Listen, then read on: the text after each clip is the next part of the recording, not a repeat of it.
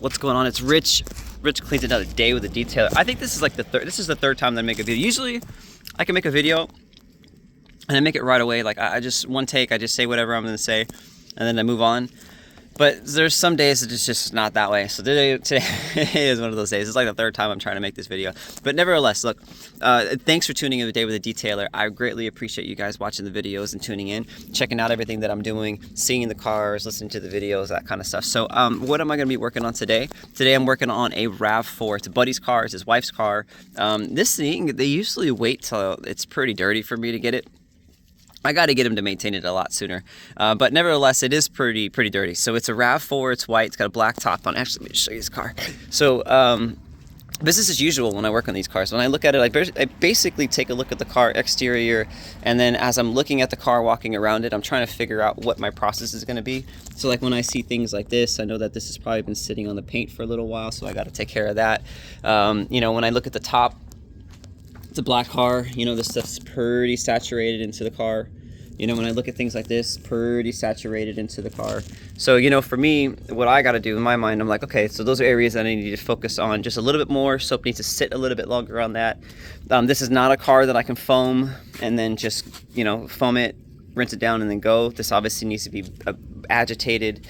What I mean by agitated means that I need to put soap in a bucket, have some rags, have some mitts, and then it's going to take some actual agitation. It's going to take me running that mitt over the top of this paint to break down all this dirt, because this stuff's pretty saturated into the car. Usually a little bit of like light degreaser to just really break down all the stuff on there, so I don't have to really scratch any surfaces or any of that kind of stuff. So there's a process that comes into place when you got a car that's that dirty. On the exterior. Interior wise, very clean actually. It's not that bad. Just little things, you know, like this is the part of where it benefits. You know, if you look, you know, what I love about a Samsung is you can flip the camera while you're talking.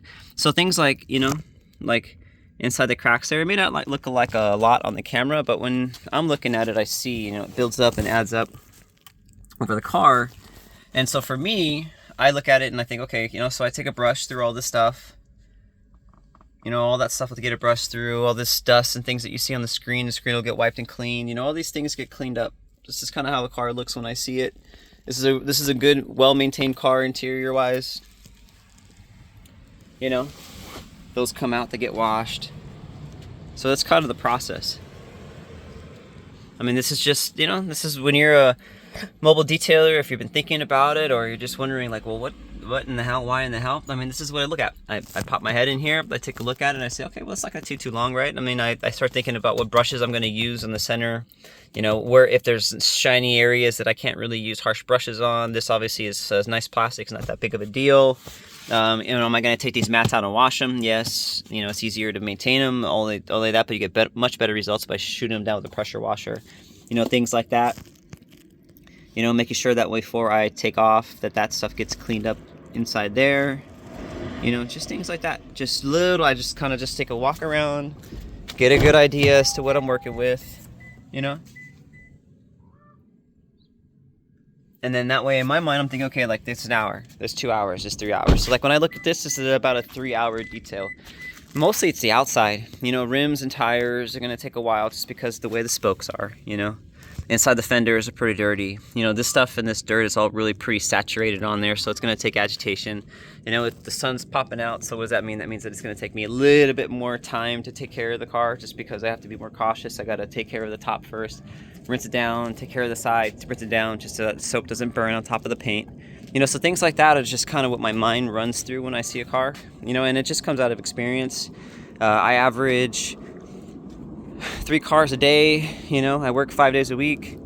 You know, that's 15 a week. You know, you roll that up by, you know, this is minimum, 15 a week, roll that by four weeks out of a month.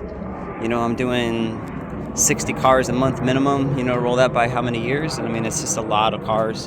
So, you know, it's just, I see something and I just start figuring out, okay, that's my process. And then I can kind of move through this thing. And with me, I chip things away. Like I start from the top, bottom, sides, and then I just kind of break this car down into little parts, and I finish those little parts. And when I see, you know, the progress of how well it's coming out in those little parts, and the better I feel, more motivated I get, and next thing I know, I'm done 24 hours later, and I feel like I've just been working on it for 30 minutes. So I'm gonna get started right now. Business as usual. Thanks for tuning in to Rich Cleans a Day with a Detailer. This is the long video that I'm putting on YouTube. I keep saying that, but I got shorter, like little quick videos that I'm gonna put on TikTok and Instagram. Gary V, thanks for the advice. I hope it works. I know it will. And yeah, so that's what I got, and I will show you guys the afters. Thanks for tuning in.